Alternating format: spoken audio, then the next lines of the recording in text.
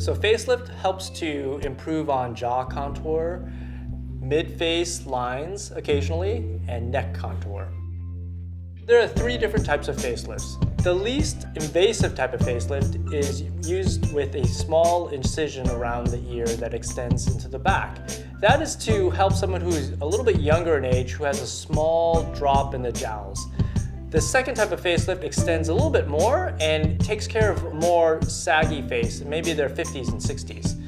And the most aggressive type of facelift goes much deeper and addresses heavy skin and a lot of aging in the lower face. During the procedure, you'll be put under IV anesthesia with an anesthesiologist present. After that, the procedure typically takes between 2 to 3 hours and is performed at our surgery center, the Saratoga Surgery Center.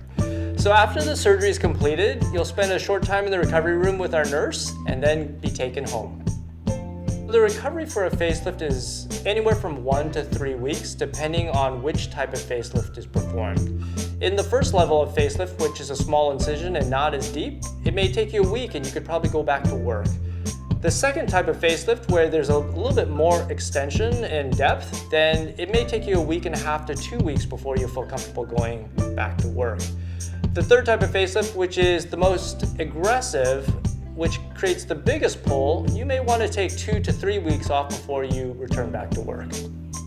Commonly when we age, we're talking about volume loss to the face and changes to the eye area. When we talk about the upper eyelids, when there's a lot of droopy skin, the forehead lift and repositioning the brow is not going to handle that.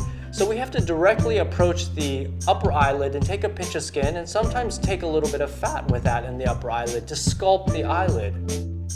A specific type of blepharoplasty that I do is Asian blepharoplasty. And typically the type of patient that comes to see me is a younger Asian woman who has thought of their entire life that they want a double eyelid. The reason to have a double eyelid is because they feel that it opens their eye more. And it does to a certain extent. Asian blepharoplasty allows me to form a crease where they didn't have it before because of just anatomical differences between Asians and non-Asians.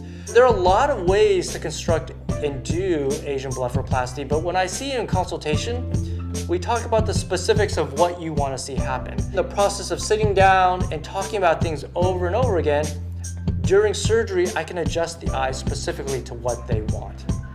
And often it's like, I love it, and I love you and what you did for me. That's the type of response that often happens after a facelift, and it's why I do what I do, you know? Because when you can give that back to somebody, it's like an incredible joy for that person to have the self-confidence and to be able to engage in life and be happy with who they are.